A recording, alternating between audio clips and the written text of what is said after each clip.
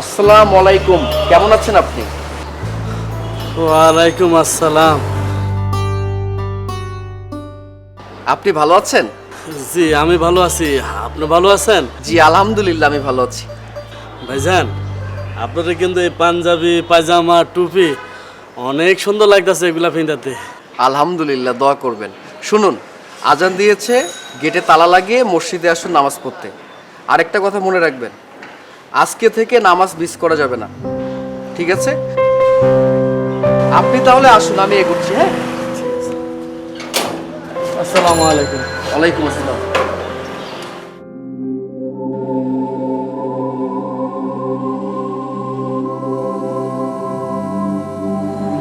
ব্যাপারটা কি? আমি কি স্বপ্নে দেখতেছি? আল্লাহই জানে। যারা জীবনে নামাজ পড়তে দেখি নাই, সে আমারে কইতাছে নামাজ পড়তে, আবার কইতাছে নামাজ মিস করা যাইব না।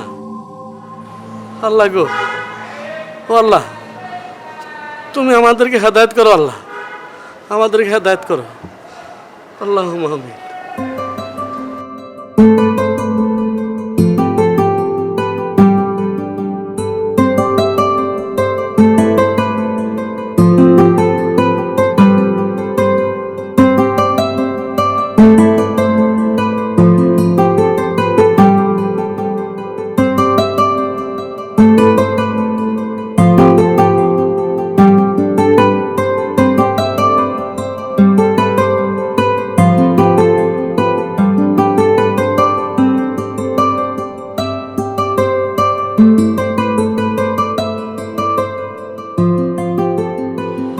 আসসালামু আলাইকুম।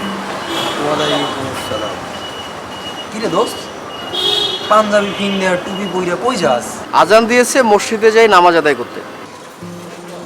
সূর্য আজ কোন দিক থেকে উঠলো? কিন্তু তোরে তো কখনো নামাজ পড়তে দেখিনি। আচ্ছা, ঘটনাটা কি বলতো খুইলে আমারে? গত রাতে ঘুমের মধ্যে স্বপ্নে দেখলাম আমি মারা গেছি। কি বলিস এসব? হ্যাঁ, আমি মারা যাওয়ার পরে বেহেশতের ফেরেশতারা আমাকে দোজখের দরজার সামনে রেখে আসে। আর দোজখের দুইটা ফেরেশতা আমাকে নিয়ে টানাটানি শুরু করলো। একজন ফেরেশতা এসে বলল আমি যেন কিয়ামত পর্যন্ত এখানে দাঁড়িয়ে থাকি। আচ্ছা, দাঁড়ায় থাকতে হবে কেন? এই জন্য যে আমি নাকি বেহেশতের চাবি আনতে ভুলে গেছি। যা বেটা, মজা লস আমার সাথে। বেহেশতের আবার চাবি লাগে? শুন সজীব, তুই কিছু জানোস না। বেহেশতের চাবি হচ্ছে নামাজ। রাসূল সাল্লাল্লাহু আলাইহি সাল্লাম বলেছেন, আসসালাতু মিফতাহুল জান্নাহ, অর্থাৎ নামাজ বেহেশতের চাবি। তুই আমার চোখটা খুলে দিলি।